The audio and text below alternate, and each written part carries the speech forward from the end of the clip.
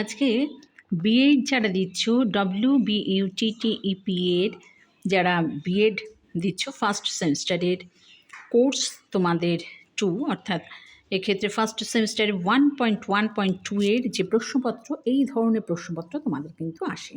এক্ষেত্রে গ্রুপ এ থাকে, ফার্স্ট হাফে গ্রুপ এ থাকে, সেখানে 10 নম্বরের প্রশ্ন থাকে, অর্থাৎ 2x5, অর্থাৎ তোমাদের 5টা প্রশ্নের উত্তর দিতে হয় 2 নম্বরের।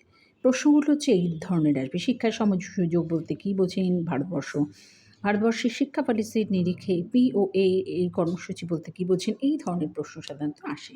এক্ষেত্রে তোমাদের 5টা লিখতে হয়। গ্রুপ বিতে হচ্ছে তোমাদের 15 নম্বর প্রশ্ন থাকে, সেক্ষেত্রে 3টে প্রশ্ন লিখতে হয় 150 শব্দের মধ্যে।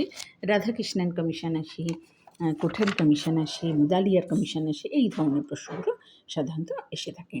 আর গ্রুপ সিতে তোমাদের কিন্তু একটা প্রশ্নের উত্তর দিতে হয়, সেক্ষেত্রে হচ্ছে 10 নম্বরের। এই যে দেখো নিচের প্রশ্নগুলো থেকে যে কোনো একটা প্রশ্নের উত্তর দিন 300 শব্দের মধ্যে। তো এক্ষেত্রে হচ্ছে দেখো 7 আর 8-এ তোমাদের রয়েছে যেমন শিক্ষা ও সংস্কৃতি বিষয়ে স্বামী বিবেকানন্দের চিন্তাধারা সংক্ষেপে আলোচনা করুন। RSA বিদ্যালয় শিক্ষার বিভিন্ন স্তরে পরীক্ষা ব্যবস্থা সংস্কার সংক্রান্ত বিষয়ে কোঠারি কমিশনের সুপারিশগুলি সংক্ষেপে আলোচনা করুন, এরকম। তো এক্ষেত্রে তোমাদের দুটো প্রশ্নের মধ্যে একটা প্রশ্নে অ্যান্সার দিতে হয়। এবার আমি সেকেন্ড হাফের প্রশ্নের ক্ষেত্রে যাই। সেকেন্ড হাফেরও তোমাদের দেখো 2x5 অর্থাৎ 2 নম্বরে 5টা প্রশ্নের উত্তর লিখতে হয়। NAAC এর দুটো কার্যাবলী উল্লেখ করুন। বেকারত্ব, জনসংখ্যা এগুলো তোমরা পড়বে, বয়স্ক শিক্ষা এগুলো পড়বে। তো এই ধরনের প্রশ্ন তোমাদের সাধারণত এসে থাকে, তাই আমি সেই প্রশ্নগুলোকে তোমাদের কাছে তুলে ধরছি। আচ্ছা, গ্রুপ বিতে দেখো 15 মার্কসের প্রশ্ন থাকে, সেক্ষেত্রে দেখো 15 মার্কসের হচ্ছে RMSA এর কার্যাবলী সংক্ষেপে লেখো। ভারতের ছাত্র অসন্তোষের কারণ বা শিক্ষায় ভূমিকা, DIET এর কার্যাবলী, আচ্ছা ইত্যাদি ইত্যাদি। গ্রুপ সিতে দেখো তোমাদের 10 নাম্বারের একটা প্রশ্ন লিখতে হয়। নিচের প্রশ্নগুলো থেকে যে কোনো একটা প্রশ্নের উত্তর দিন 300 শব্দের মধ্যে, অর্থাৎ 300 শব্দের মধ্যে তোমাদের একটা অ্যান্সার দিতে হবে।